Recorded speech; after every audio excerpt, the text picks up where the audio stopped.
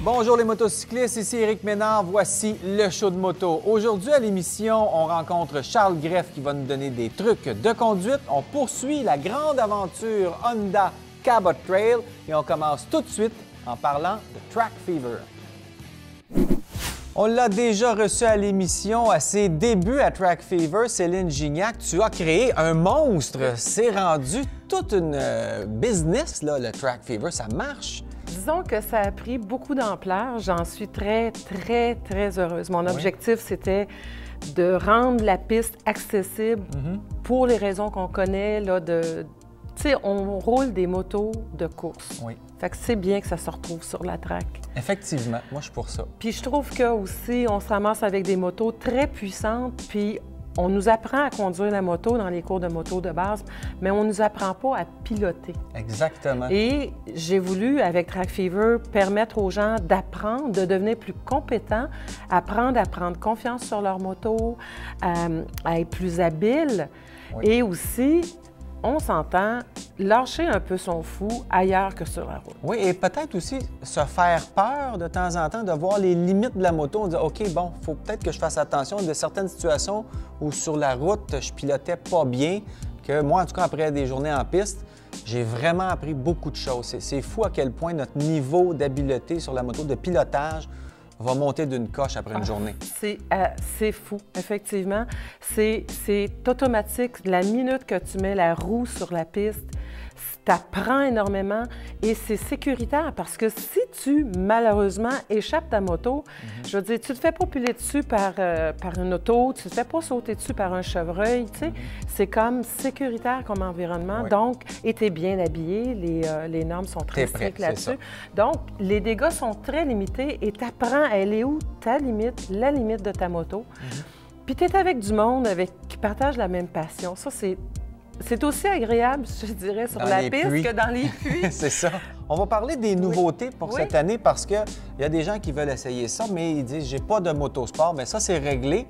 On peut louer des motos maintenant à Track Fever. Oui, j'ai un de mes amis qui s'est monté une flotte de motos, une dizaine de motos dernière génération. Je ne suis pas très mécanique, mais je comprends que dernière génération, c'est des motos 2008 et plus récentes. C'est Stéphane Brisebois et René Larouche, sa blonde, qui sont tous les deux coureurs.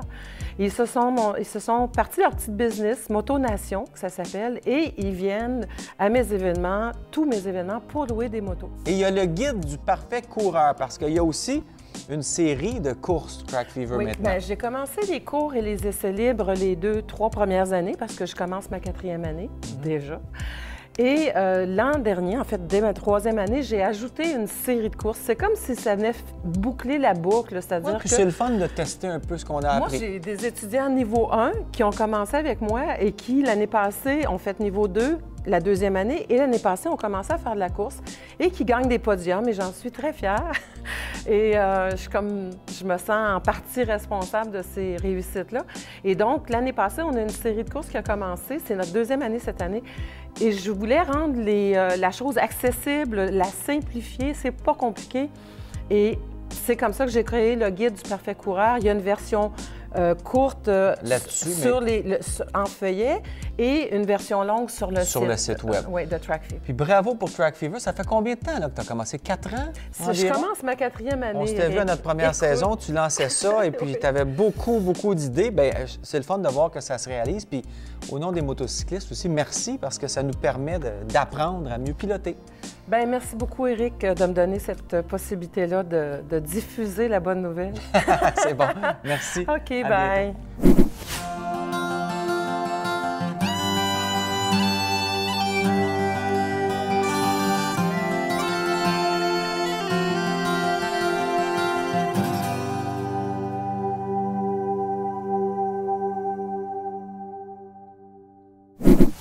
C'est ici que ça se termine pour cette semaine. Pour avoir plus d'informations et les liens vers les sites web dont on a parlé à l'émission, pour voir des émissions passées, rendez-vous sur rds.ca/show de moto. Il y a aussi notre page Facebook, le show de moto.